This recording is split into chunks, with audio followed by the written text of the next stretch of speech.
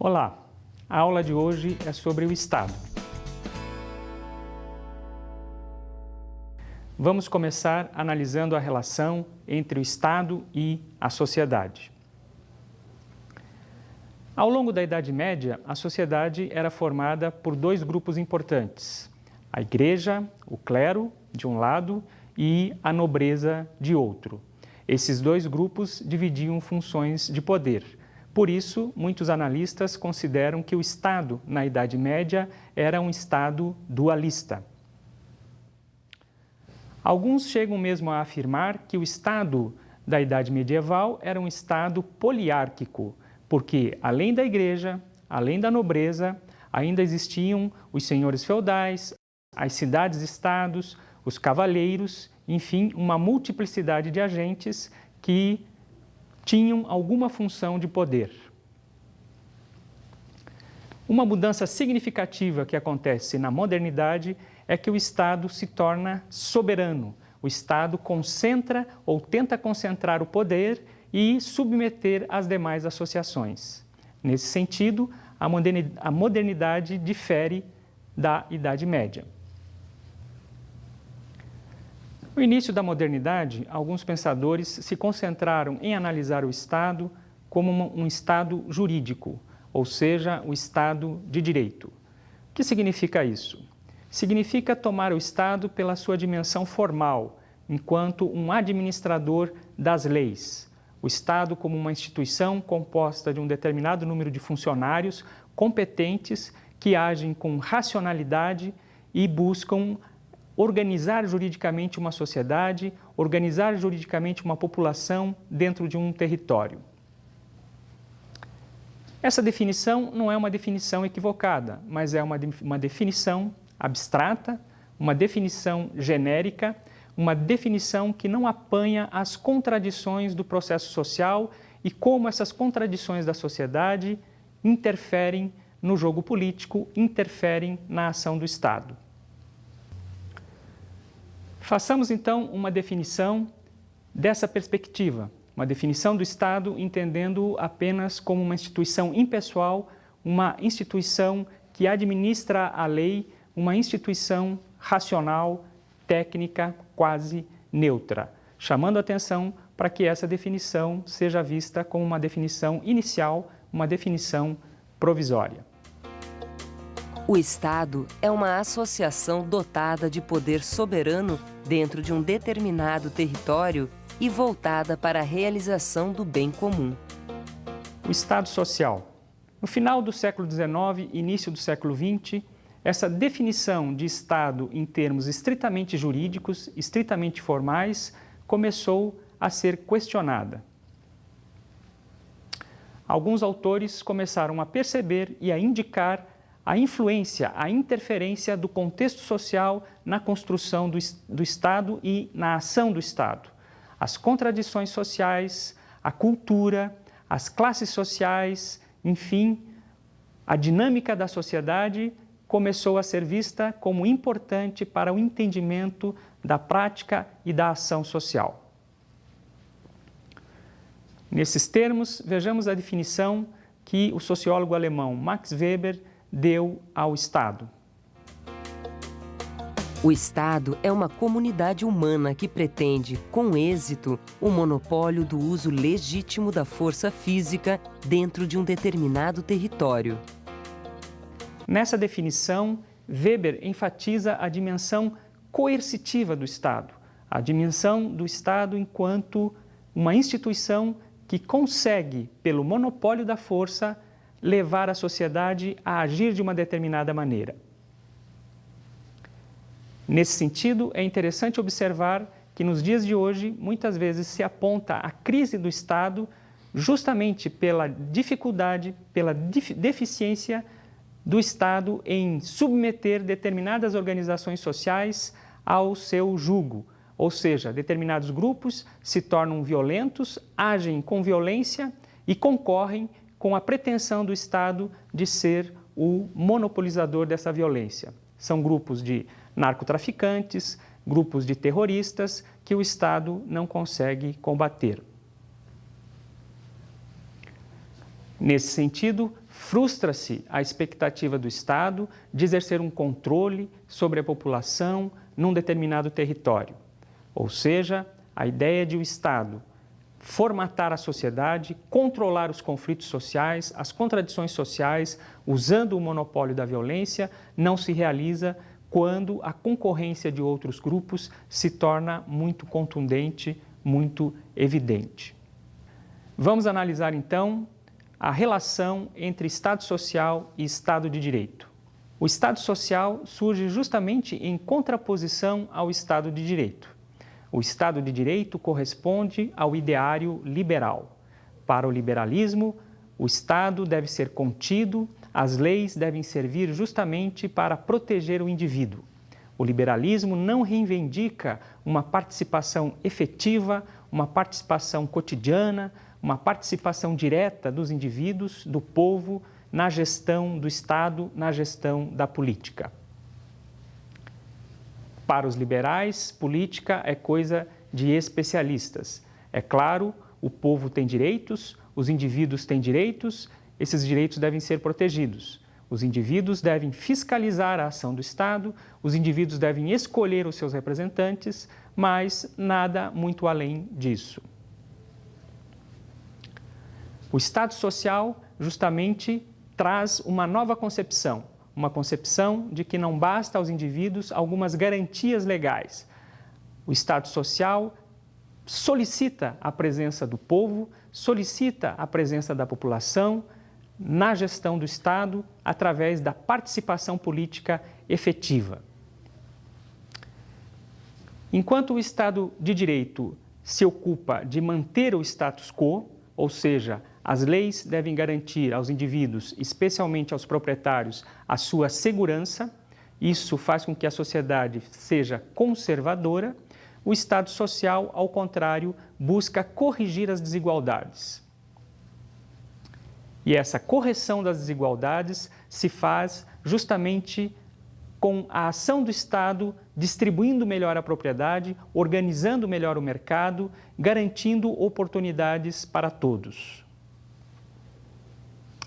O Estado Social, então, é o resultado das contradições sociais, das lutas sociais, dos conflitos sociais. As leis não refletem apenas uma racionalidade, uma objetividade, mas justamente essa ebulição social. Significa que no Estado Social a política toma a frente da economia. A política se torna mais importante do que a racionalidade econômica. Quando o Estado, por exemplo, combate os latifúndios, editando uma lei que submete o direito de propriedade ao direito social, aos interesses sociais, ele está justamente colocando a sociedade, a política, à frente da economia, à frente do direito individual. Essa é uma típica ação do Estado Social. O Estado contemporâneo. A forma típica do Estado contemporâneo é o Estado Social. E essa forma surge logo após a crise de 1929, a grande crise econômica que abalou o mundo. O que existia até o momento dessa crise era justamente um discurso, uma prática que enfatizava a dimensão jurídica do Estado, a dimensão do Estado de proteção do indivíduo e de proteção da economia. Ou seja, estava em vigor o princípio do liberalismo, o princípio do laissez-faire, da livre economia de mercado, com o Estado se mantendo distante e assegurando o bom funcionamento desta livre economia. Se acreditava que o mercado era capaz de tudo organizar, que o mercado era capaz de tudo estabilizar, construir uma sociedade pacífica, uma sociedade harmônica, uma sociedade de competição entre os indivíduos e uma sociedade de divisão do trabalho que gerasse uma solidariedade. Mas essa realidade foi contraposta, foi criticada, digamos assim, diante da crise econômica que causou uma grande depressão no mundo. No lugar do laissez-faire, no lugar do liberalismo, surge o princípio de que o Estado deve organizar a economia, o Estado deve planejar a economia, o Estado deve regular o mercado. E esse Estado vai ser um Estado forte, vai ser um Estado gigante, vai ser um Estado preocupado em corrigir as desigualdades sociais. No lugar de um Estado mínimo, passamos a ter um Estado máximo, um Estado que atua em vários setores da sociedade, organizando e equilibrando as relações. Significa que a política passou a ter mais importância do que a economia. Significa também que essa fórmula, uma fórmula que deu certo, se universalizou, se espalhou por todo o mundo. É claro que com diferenças, com peculiaridades em cada situação. Os países típicos de Estado social, os países mais citados pela literatura como exemplos de êxito dessa fórmula Estado social, são os países escandinavos, Suécia, Dinamarca, Noruega. Mas outros países também adotaram esses princípios. O Estado social surge de dois movimentos históricos, de uma combinação de dois elementos. Por um lado, a concepção de Keynes sobre a crise, o diagnóstico que ele faz da crise de 29 e a proposta que ele estabelece para a solução dessa crise, e de outro lado, a experiência do movimento operário chamado social-democrata, essa ala da esquerda operária europeia que opta por entrar na disputa eleitoral, na disputa política e fazer parte da gestão do Estado. Essa combinação entre social-democracia e resposta de Keynes à crise econômica é que vai gerar o formato do Estado social. Vejamos como foi a crise de 1929. A crise de 1929, também conhecida como Grande Depressão, foi a maior e mais longa recessão econômica do século XX. O dia 29 de outubro é conhecido como o início da depressão. Foi o dia da quebra da Bolsa de Valores de Nova York. A queda drástica das ações fez muitos acionistas perderem fortunas inteiras e empresas e fábricas fecharem as portas. A crise causou uma enorme queda do produto interno bruto de vários países, da produção industrial e dos preços das ações, além de altas taxas de desemprego em várias partes do mundo. A crise de 29, então, foi uma crise contundente, a maior crise que o capitalismo já viveu e causou uma grande transformação no cenário mundial. O diagnóstico keynesiano. Qual é a reflexão de Keynes diante da crise? Por que a sua reflexão é tão criativa e tão inovadora? No momento da crise, vários economistas entendiam que se tratava de um problema relacionado à produção, ou seja, o capitalismo, sem controle, teria produzido demais e essa produção excessiva de bens teria levado a uma redução nos preços. Com a redução dos preços, o capital não conseguiu realizar o seu lucro e, por sua vez, não conseguiu pagar as suas contas, salários, dívidas, e isso criou um ciclo, uma bola de neve que foi afetando toda a economia. Keynes é criativo justamente porque ele discorda dessa leitura, uma leitura que era quase unânime. Ele diz que a crise não era uma crise de produção, não foi gerada por um excesso de produção, e sim foi uma crise de demanda, ou seja, a outra ponta da relação de compra e venda é que estava sendo afetada. Os trabalhadores tiveram uma redução drástica nos seus salários e perderam o poder de consumo, levando toda a sociedade à crise. Essa redução de salários se deu pela inflação, pelo desemprego, enfim, pelo aumento da exploração capitalista sobre o trabalho. Diante desse diagnóstico, Keynes propõe uma solução também criativa, também inovadora. Keynes entende que o Estado é a única instituição que pode escapar às determinações da crise, ou seja, o Estado pode antecipar receitas, gerar um déficit público e, com esses recursos, contratar mão de obra em frente de emergência, em outras atividades, recompondo a capacidade de consumo. O Estado pode subsidiar a produção, o Estado pode desenvolver políticas sociais, políticas públicas, como seguro-desemprego, e, através dessas medidas, possibilitar que o consumo seja retomado. Para Keynes, essa proposta era uma proposta conjuntural, era um remédio para aquela situação. O déficit público seria corrigido na sequência, quando a economia voltasse a crescer e os cofres públicos arrecadassem novamente impostos. Acontece que a solução foi tão boa que se tornou praticamente um vício. O déficit público se tornou estrutural ao invés de conjuntural. E hoje esse é um dos sintomas da crise desse Estado social. Mas por que os conservadores, os liberais, aceitaram essas propostas tão diferentes, tão distantes das propostas de livre mercado, que é a típica ideologia da burguesia, da sociedade capitalista? Aceitaram justamente porque a crise se mostrou muito ameaçadora.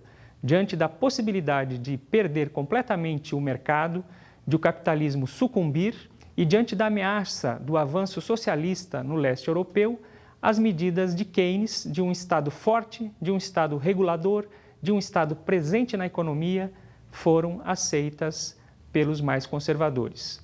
A ala mais à direita da sociedade deu um passo ao centro e se submeteu à necessidade de um Estado forte. A experiência social-democrata. O outro lado que se combinou para que acontecesse o Estado social, ou o Estado de bem-estar social, foi a experiência da classe trabalhadora europeia. Experiência de solidariedade, experiência de apoio mútuo, experiência de associação e também a experiência política de ter aberto mão do fatalismo, da ideia de que a crise capitalista levaria logicamente ao socialismo e ter entendido de que da crise tudo poderia surgir, inclusive a barbárie. Aliás, diante da crise na Europa, especialmente na Alemanha, e, consequentemente, do avanço nazista, é que a classe operária percebeu a necessidade de socorrer a sociedade de mercado, de socorrer o capitalismo, porque o operariado organizado europeu foi derrotado pelo nazismo, foi derrotado pelo fascismo. Essa derrota fez com que uma ala da esquerda operária abrisse mão da revolução e rumasse para o centro, ou seja, passasse a participar da democracia, das eleições e da gestão do Estado.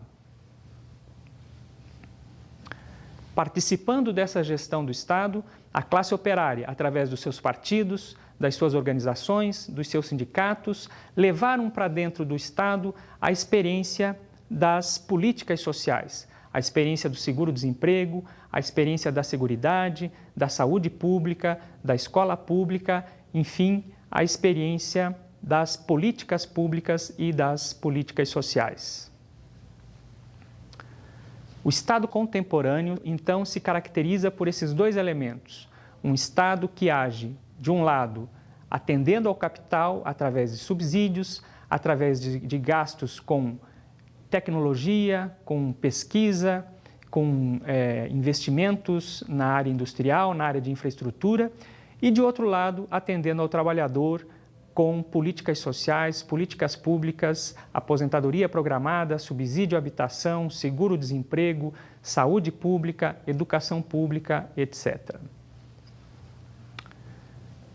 Cabe sublinhar que os trabalhadores levaram para dentro do Estado Social, para dentro do welfare state, para usar o termo inglês, estes princípios socialistas, o princípio de que o Estado, a sociedade é responsável pelo emprego.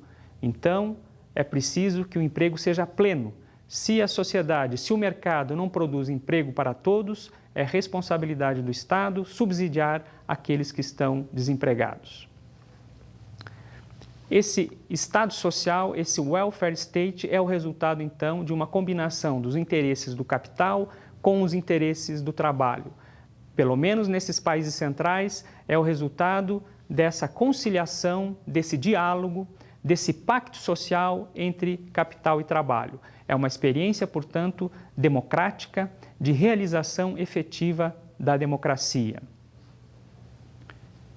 E esse pacto, nessa forma de estado de bem-estar social, gerou um círculo virtuoso de crescimento econômico, de avanço dos direitos políticos e de conquistas sociais. Esse ciclo virtuoso durou da década de 40 até a década de 70, quando essa fórmula entra em crise. Vejamos agora como isso acontece no Brasil, o welfare state no Brasil. No caso brasileiro, é preciso dizer que a experiência não repete o mesmo modelo dos países centrais da Europa, por várias razões. Primeiro, porque a classe trabalhadora não estava presente, não tinha o caminho aberto, não tinha o caminho livre para participar, através das suas organizações, na construção desse estado de bem-estar social. Pelo contrário, o nosso estado de bem-estar foi construído num contexto autoritário, num contexto de medidas editadas de cima para baixo. Significa que o nosso welfare state, ele existe, mas ele tem uma conotação limitada. Ele é seletivo, ele não é universal. Ele, portanto, como dizem alguns pensadores, é um estado de bem-estar simulado. Outro motivo que fez com que o estado de bem-estar brasileiro fosse limitado diz respeito ao fato de a classe média não ter feito uma aliança com as classes populares, com as classes trabalhadoras. Ao contrário, ao longo da história brasileira, as classes médias sempre fizeram acordos, sempre fizeram pactos, sempre aceitaram o discurso das elites. Por isso, as políticas sociais, as políticas públicas, os benefícios públicos são sempre restritos, são sempre limitados e reproduzem a desigualdade social. Um princípio básico do estado de bem-estar social, que é a correção das desigualdades, não é aplicado em países periféricos, como no caso o Brasil. É claro que alguns avanços aconteceram, especialmente a partir da Constituição de 88, mas muito temos que fazer para chegar a um nível de estado de bem-estar social como nos países escandinavos. E o problema maior é que agora esse estado está em crise. Nós não realizamos os princípios do estado de bem-estar social e quando tentamos realizá-los, ele já estava num contexto de crise. A crise do welfare state. Por incrível que possa parecer, essa fórmula, estado de bem-estar, que gerou um ciclo de produtividade, de direitos, em muitos países da década de 40 até a década de 70, entrou em crise justamente pelo seu sucesso. Estranho, paradoxal, mas é fácil entender. O sucesso do estado de bem-estar social fez, por exemplo, que ocorresse uma grande dispensa de mão de obra, porque o avanço tecnológico gerado por esse estado aumentou a produtividade, reduzindo a quantidade necessária de horas de trabalho. Logo, muitos trabalhadores se tornaram desempregados e, com isso, pressionaram o fundo público, o fundo do welfare state, o fundo que oferece os direitos sociais na forma de seguro-desemprego e de outros benefícios. Também os avanços na área de saúde, os avanços na qualidade de vida fizeram com que as pessoas pudessem viver mais. Com isso, os custos com a aposentadoria aumentaram. Então, a crise do welfare state é fundamentalmente uma crise fiscal, ainda que essa crise tenha outras dimensões. Esse é o desafio que está colocado para a sociedade, o desafio que está colocado para o capital, para o trabalho, para os outros setores da sociedade, ou seja, qual a saída diante da crise do estado de bem-estar social. A concepção marxista de Estado. Como a perspectiva marxista entende o Estado? Para responder essa questão, é preciso pensar como o marxismo vê o próprio sistema social. Para os marxistas, o sistema social opera como um edifício. Uma infraestrutura e uma superestrutura compõem esse sistema. A infraestrutura que sustenta o edifício, para o marxismo, é a economia. São as relações de produção, são as relações que se estabelecem entre o capital e o trabalho, no caso da sociedade contemporânea. Sobre essa base se ergue a superestrutura, que é formada pela dimensão jurídica, pela dimensão cultural, pela dimensão política. Significa, então, que existe uma determinação econômica sobre essa superestrutura. Ora, o marxismo quer dizer que as contradições da sociedade, no caso da sociedade capitalista, as contradições entre o capital e o trabalho determinam, num certo grau, as relações políticas. O Estado, portanto, não seria neutro. Ele tem a pretensão de se apresentar como neutro justamente para mascarar, para esconder as contradições, as lutas, a exploração que se dá nessa base econômica do edifício social.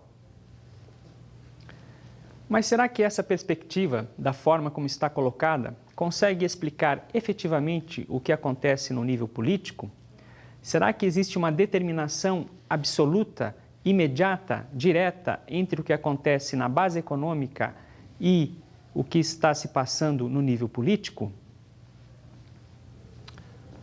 Ou será que existem mais tensões, contradições no mundo político e que devem ser explicados de uma forma mais consistente?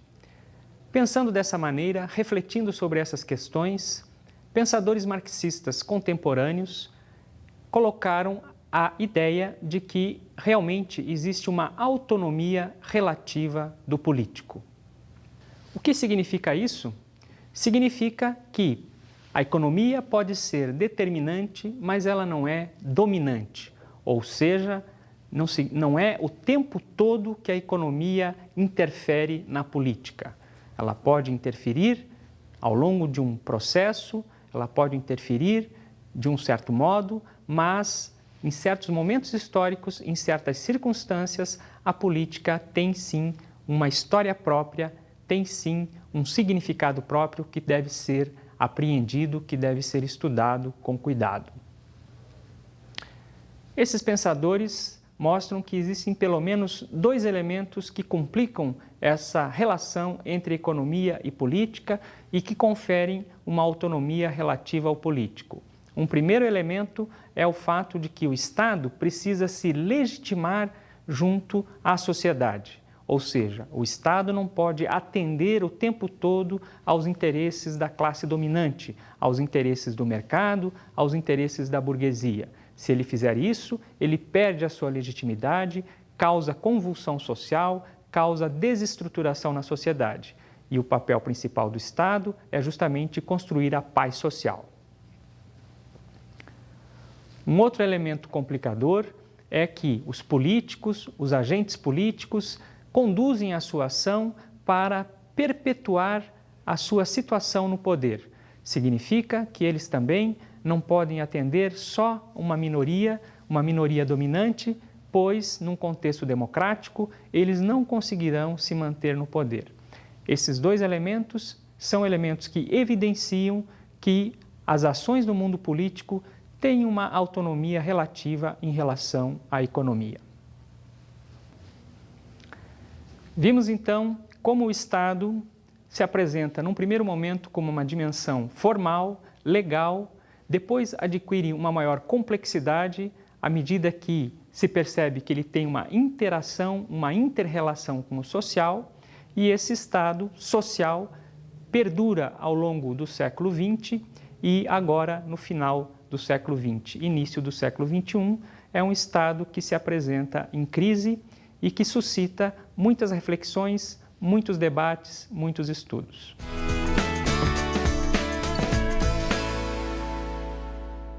Como dica de estudos, eu recomendo a leitura do texto do Hermann Heller, A Teoria do Estado, que se encontra na coletânea organizada pelo Fernando Henrique Cardoso e pelo Carlos Estevão Martins, chamada Política e Sociedade, editada pela Editora Nacional. Boa leitura!